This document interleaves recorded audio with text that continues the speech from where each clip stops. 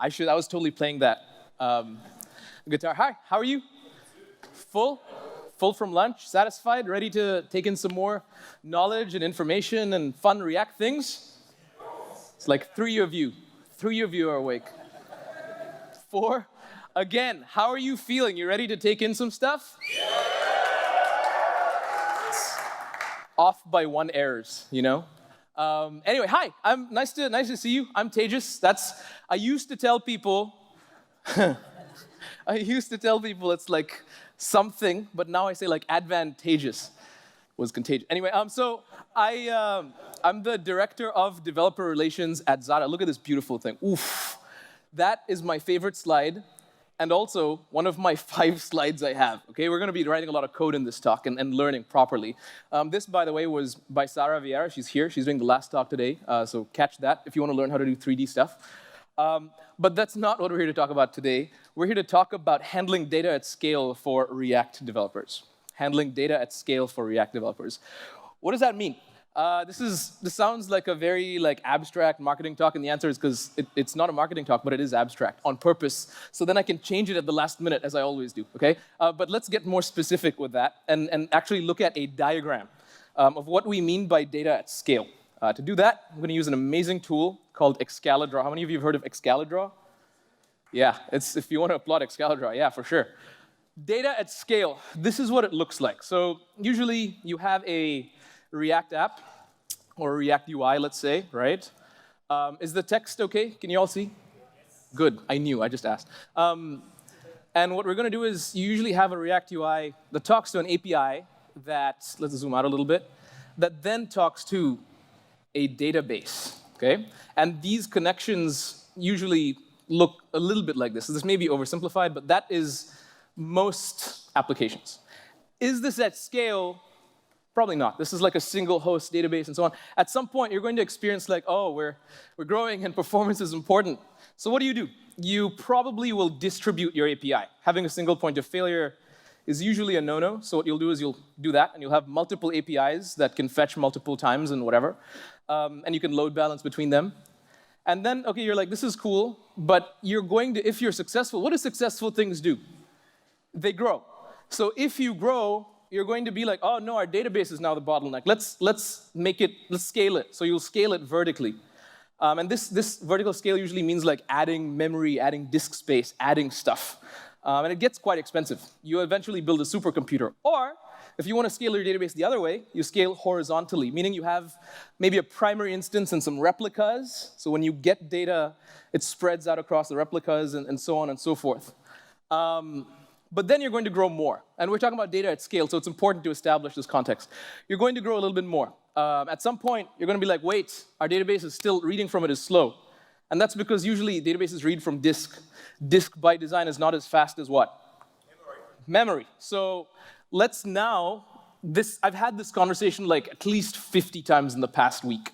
That's a lie because I'm a public speaker. I really haven't. But you know how it is. So you'll add some type of like in-memory database just to read from it faster. This will probably be distributed as well. And so now your app will talk to that thing to get data fast, and if it's a cache miss, then you read from the database. Okay? This is close to what things look like at scale. I think Kenzie Dodd's website has something like this in the back. But as you accumulate now data volume, what is the one common feature across things with a ton of data volume? Search. So GitHub, TikTok, Instagram. Eventually, when you get enough data, you're going to need search. And so now it gets complicated, right? Because your app can read from the search engine, but it's going to be empty. You're just like, okay, nothing's there. You'll need to find a way to replicate data from your database into your search engine, probably in real time with some type of consistency. People will use a tool like Kafka or something like this. And so you'll send your data there, and this will replicate your data in the search. And now everything's connected. Okay? If you want to take a photo of that, that is a good representation of what most data infrastructure looks like at scale. Is that what we're going to be talking about at this talk at React Summit? This is what I want to establish with this diagram. For the sake of this talk, we're going to make everything with a dashed line someone else's problem. This This is about React. This is about handling data at scale in React, okay? That is very important that I tell you that. So now, I want to talk to you about handling data at scale in React, specifically about data fetching. And so that means, how can we do this? And now there's something to be said for client-side rendering, server-side rendering, and so on. What I want to talk to you today about is 3 ways to fetch data in React. This has been talked about a few times. This is nothing new. But before we do that, I need to preface, this talk is about what I've learned and what may be useful for you. I think it will be useful for you. But you usually want to lean on libraries that are battle-tested, unit-tested even, that handle edge cases that we cannot foresee. Is that clear? So the purpose of this talk is not, you should be doing it this way, use this in production. It's more, I want to teach you how stuff works on the hood, just so you understand. So we're all we come away with something that we know, okay? So with that, there's 3 ways to fetch data in React. This is the prevailing 3 ways. Number 1, probably the most common, is you render your component, then you fetch. You have a component, use effect, fetch, dot then, set state. This is fairly common. How many of you do that? Have done that at least one? Yeah, okay, the whole room. The next way is fetch, then render. And you see this in some libraries, like Next.js. You have, you export get server-side props. You'll fetch on the server, and then you render your component. There's something to be said for that. It's arguably faster. Why? Because you start your fetch way earlier, before your component rendering begins. And so then as soon as that promise resolves, you set it in state, you're good. The third way is render as you fetch. This is made possible through the new concurrent features in React 18, and we'll spend the bulk of our time writing code with that specific way to understand it. But as I said, the React team is very clear, don't do this in an ad hoc way, but use a library. It's for the best, okay? That said, let's just do it now, just once, okay? So with that, that's my last slide. Let's just code. I like coding. Inshallah, the internet works. All right, so we saw the diagram. What I want to show you is an app. We'll have an app fetch data in these 3 ways. The app, let me just start my dev server here. The app is, we're using Parcel, just because for me it's really great for demos. Sorry, it's yarn parcel src/index.html. This is going to bring up our app, and what we have is a jokes app. So these are developer jokes, classic, curated by the one and only Shruti Kapoor, by the way. Shout out. She's a really valuable member of the community and the team, and if you don't follow her, you should. The reason she's on this is because she curates a collection of developer jokes. For example, how do you comfort a JavaScript developer? You console them. Okay, so this is I just stole it from here. So what we're going to do real quick is fetch data 3 ways, okay? We'll do it the way we all know first. So our app. We have a React app using create root. It's a new thing. We have our app component that renders, as you can see, the actual elements here, the heading, the jokes, and so on. And lastly, we have a jokes component, this thing, which is supposed to fetch data, but doesn't. So we'll fetch data 3 ways, and then we'll talk about what we learn. To do that, I'm going to get my data from here and fetch it immediately. Again, inshallah, network, please. Awesome. That's enough, I think. You know what I think? I think the network depends. OK, never mind. I was going to do something awesome, but now you don't. OK, so I'm going to get a code snippet here in JavaScript, fetch this in my app, just client-side, as you know. So we'll do something like this. And when search changes, just refetch. We'll paste the code snippet. I'll add a filter just for fun, where the joke contains search. And then instead of console logging the response, I will set, oops, I will not do that. I will set joke to result.records, okay? I'm just fetching data. You're familiar with this. I'm not spending too much time on this. And just like that, we have jokes from an API. So what is the most used language in programming? Profanity. Haha, it's actually funny. Does the search work? We can use words like, okay, wafi not, but okay, married life of developer, wife right, 100%. So we're fetching, we're rendering the component, then fetching, okay? This is fairly common. If we walk through the code briefly, we have the jokes in state, we fetch, and we set state, and then everyone's happy. Notice we're not handling loading states yet. We'll get to that. This is the traditional way. What about fetch, then render? You see this less common in userland. I've spoken to some of you, and you're like, what is that? Essentially, the gist of it is you start fetching early so that your load time is reduced. And this helps with if you're loading a component with React.lazy and you're importing it dynamically, then as soon as the component is imported, it fetches immediately and then renders. This is actually fast. And in our case here, we have 20 minutes, so we're going to be working with one network hop. But in cases where you have multiple, this really helps you avoid waterfalls, network waterfalls, meaning you have one request, you wait, you have another request, and you wait, and it's like this waterfall, okay? This is render then fetch. Let's do fetch then render. So what we're going to do is we're going to take this whole code snippet thing out of useEffect and put it here in module scope. And you're like, how can this be? You don't have set jokes. Exactly. So I'm going to take this piece, put it back in useEffect, and do promise.then set state. What is promise? It's my fetch call from module scope. Okay? Does this look odd? Maybe, because you haven't seen this that much. So we don't get the dynamicism, the dynamicness of the search prop here. So because we're fetching in module scope, does it work? It does, and it's arguably faster. Why is it arguably faster? Because we're fetching before we render. So the data is kind of ready. The problem with this, of course, is it's just going to be stale. I can't control it with props. I can maybe if I made promise like a function, like get promise or whatever, sure. But it's not that common, especially if you're outside a library, and the performance benefits are, I don't know, questionable. Let's talk about render as you fetch. Okay? React 18 has concurrent features where you can you can start rendering a component, and when you reach a component that is not yet ready, that doesn't yet have data, React doesn't render it. It renders like a whole, a fallback, and after that, it continues down the tree. And then when the component is ready, then it renders. So it's like render as much as you can, fetch while you need it, and then render again. Okay, that's what we'll look at. The tool that enables this is called Suspense for data fetching. There's an RFC about it here. Trust the RFC, don't trust me. Okay, this talk is just condensing this with examples, but this is the source of truth, and so is the React blog and the React docs. Specifically, I wanted to show you suspense and data frameworks. This is important, so learn how stuff works, but maybe don't do it yourself. Okay, this is just for understanding. Now, how does this suspense for data fetching work? Let's look at an example here so we're already fetching in module scope. What I want to do is create something called a resource. It's kind of like a primitive that suspense for data fetching will use. And this is what they look like. So I'll have a function called create resource. And I'll wrap my entire thing outside of my component in it. Okay? I'll need two pieces of state. So I'll need the result, which can be anything. This is TypeScript. And I'll need the status, which is, in the beginning, it's initial. So I have a bunch of boilerplate here. I'm not touching that. What I can do is promise, actually, I'll just add a dot then here. And by now, I have data. So data, and I'll set my state. Result is data.records. State, status, state is done.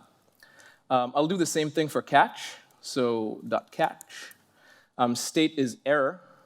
And the result is, in this case, it's not even data. Let me just fix that. OK, so when the promise resolves, we're going to update our scoped state in this function. What does this function create resource return? It can really return whatever you want, but in this case, I'm returning an object with a function called read. And what read is going to do is, if the state maintained in this function is initial, I can use a switch case for this too. I'm not doing that just because I don't want to. If the status is initial, so the data hasn't loaded yet, this was controversial. So I'm throwing the not yet resolved promise. Who's going to catch it? React. And then when it's ready, React will continue rendering. Okay? If the status is error, we'll throw the result instead. And if the status is done, did I write done? If the status is done, I just return the result. Return the result. And so React knows how to deal with this. This is what they handle. Okay? What I'm going to do now, after prettier saves, is I'm going to create an initial resource.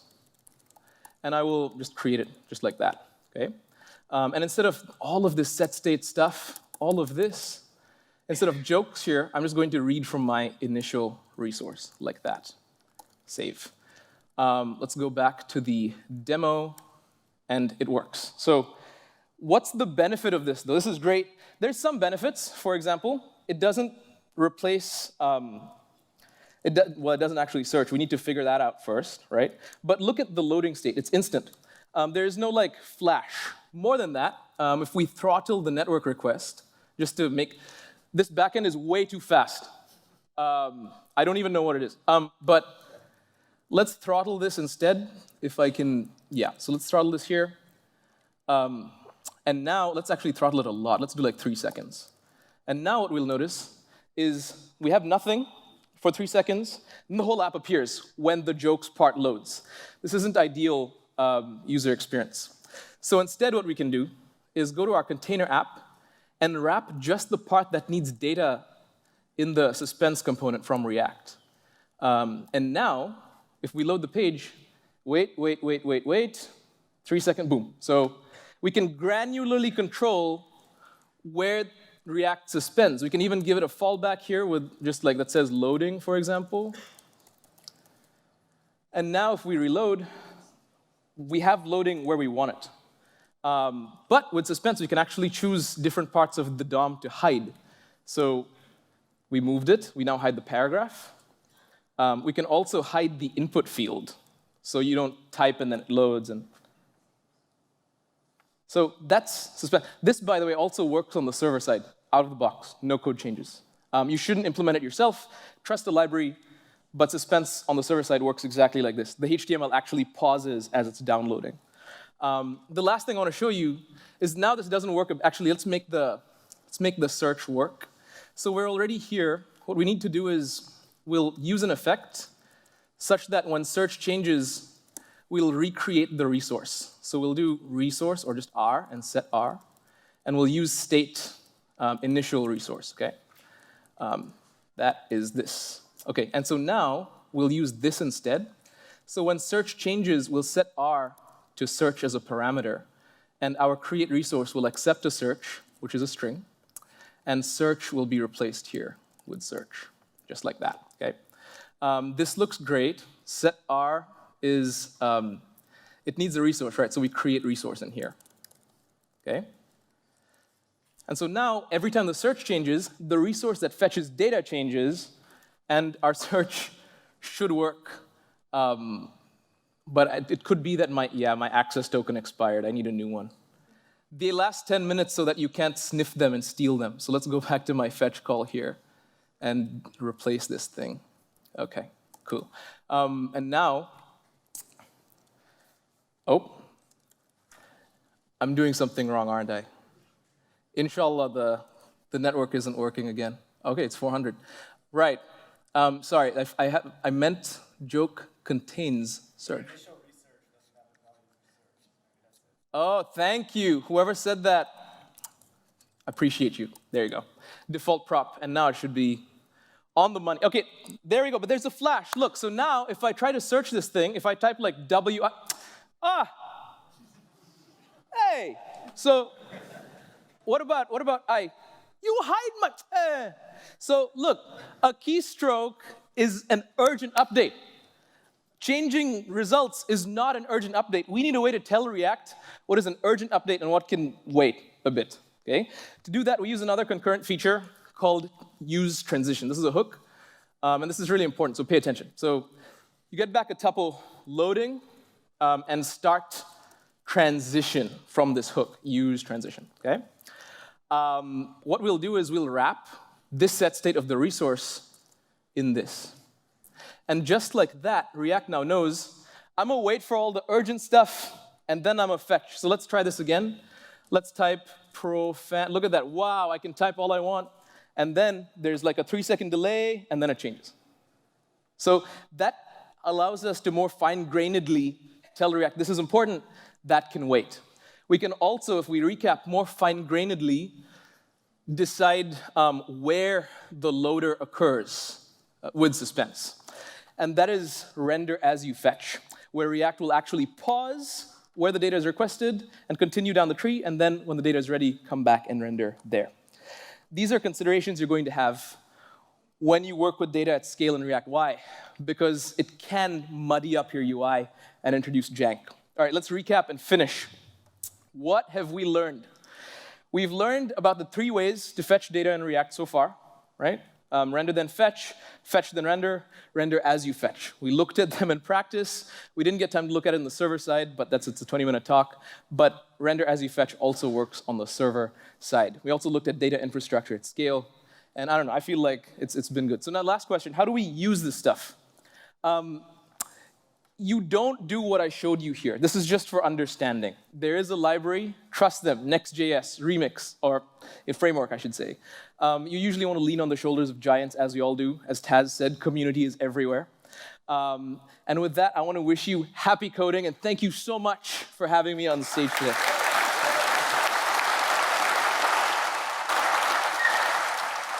Thank you.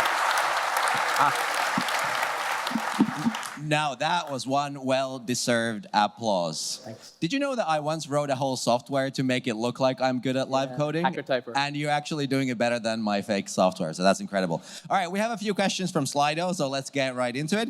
And also, by the way, here in this room, if you are moving between tracks, could we do so quietly so the back of the room can also hear the questions? Thank you very much. All right, so can you use memo for resource replacement when search string changes to avoid double renders? Probably, I don't know, I haven't tried. I'd encourage you try and let me know. Cool. Is there any similar option to do render as you fetch before React 18? As far as I know, no. I mean, in React, there was some experimental builds before React 18 that you could do that, but concurrent features are new, and the 18 part is because it's a breaking change, so to speak, so I don't think so. So all of this stuff that you talked about, it's in the RFC, it's in the documentation? Right. Exactly. What's the status of the RFC now? Is it ready for production use? I think it's more intent to ship instead of shipped. Right. But the intent is there, so. Okay, cool. What about fetching in an event handler such as onClick to navigate? Is this render as you fetch? Could be. Yeah, I think. I don't really know. It's fetch then render. Thank you, Philip. He was in my workshop. He knows stuff.